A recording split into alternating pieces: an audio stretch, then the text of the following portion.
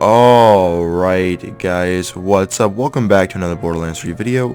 In this Borderlands 3 video guys, what we're going to be going over, we're going to be going a little bit more in depth in the build that we used yesterday with the Reflux.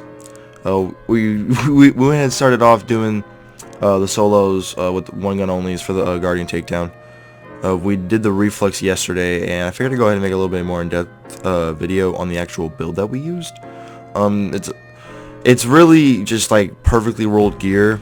That's really honestly what it is. It's perfectly rolled gear, and it's only for the Guardian takedown. I'll get into that later. Like the way I have the tree spec, it's mainly spec only for the Guardian takedown stuff. But like you can modify it to go dick all over the Malamon takedown if you wanted to.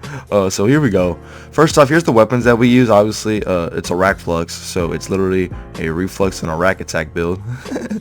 Which is obviously why we got the ×7 and the ×14, both with next to max 100% ASC shock.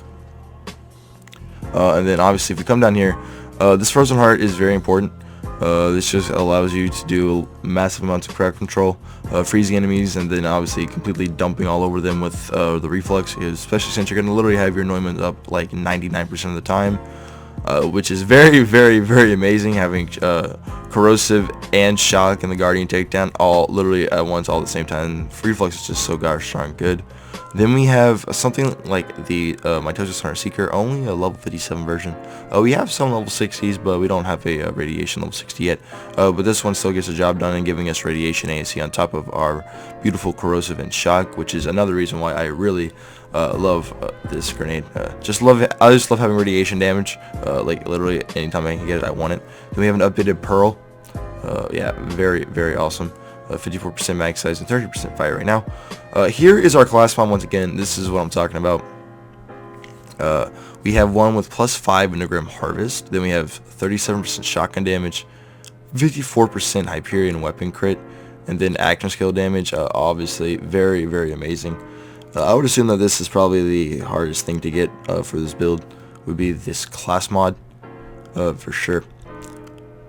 But if you could just get something like, if you could just mainly get the Hyperion weapon crit, I'd say that's like really all you really need. Or if you get weapon damage and shotgun damage, that's still gonna work really well.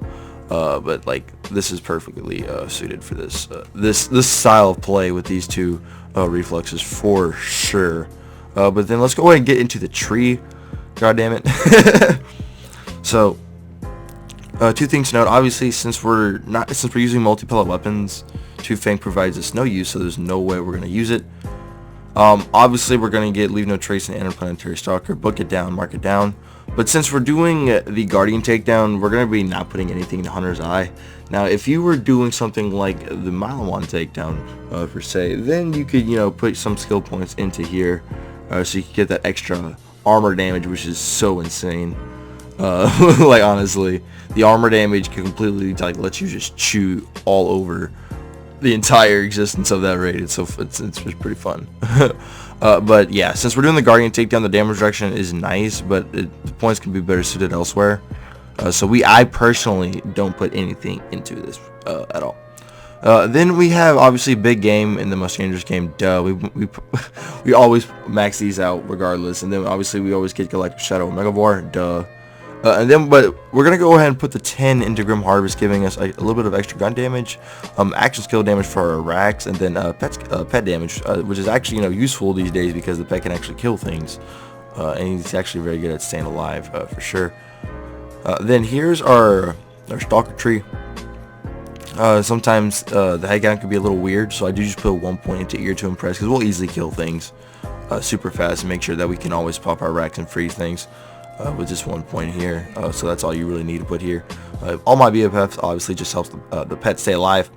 Then obviously you get Furious Attack, you get Overclocked, really useful, especially for the ×14 one. Another reason why we do get Second Intention, very useful to make sure Flak just keeps shooting and not get stuck reloading for any amount of seconds longer than 2, you know what I'm saying?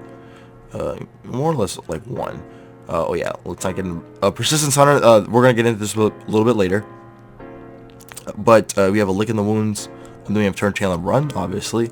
And then obviously we max Fast and Furious, and then you'll easily be able to get the power inside.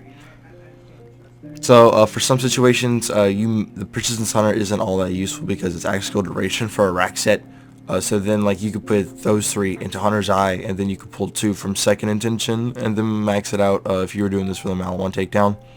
Regardless though, I mean, you're still gonna kill things like insanely quick with the Reflux in there, especially in here as well. The Reflux is just like like overwhelmingly insanely good in all situations. One thing that I will go ahead and mention though, on the Scourge fight, in certain situations it is better to have the stopgap in there. Like I actually prefer to have the ASC stopgap, the Paneka one right here, inside of that fight instead, because the enemy, like especially whenever he goes to, you know, cast a spell, and then you get all the orb, like the enemies that can only get critted spot in the head, like on the orb or whatever, they all spawn, and then you drag them to it, you pop your Rakks, you're immune, then you just shoot them and they all blow up. It works really well. Hello, soldier. It works really well inside of there, just keeping you alive literally the entire time. It's a little bit of cheese, but I mean, it helps. And then we have the Frozen Heart, which is still, you know, very more useful, especially on the crystal phases and stuff like that. But I'm pretty sure that's just about everything that we gone over. There's, you know, if you could get like any decent just passes for a Reflux, honestly. I mean, the Reflux can literally tear through everything in this game by itself, which is pretty insane. But yeah. Anyway, so guys, that is gonna. Oh yeah, let me actually go ahead and show you the Rakks. I use Faulkner Feast and Flock and Load. Very nice, especially for all the extra health you're gonna do. Especially since because the Rakks actually do a lot more damage, they can actually keep you alive a lot better now than they could before. Like we all got all of the action skills scaled. Flak's like pets were doing damage and stuff now. It's great. It just makes Faulkner's Feast that much better and keeping Flak alive, and especially since you're freezing things, you get the good crowd control and AAC and stuff like that. It's gonna be great. But yeah guys, that's about everything. If y'all did enjoy the video, then go ahead and drop your load on that like button, subscribe if you're new, and also while you're at it, go ahead and give that bell down there a little bit of a love tap for me. I would greatly appreciate it. That being said though guys, my name's Kree, and I'll see y'all in the next one. Peace out everybody.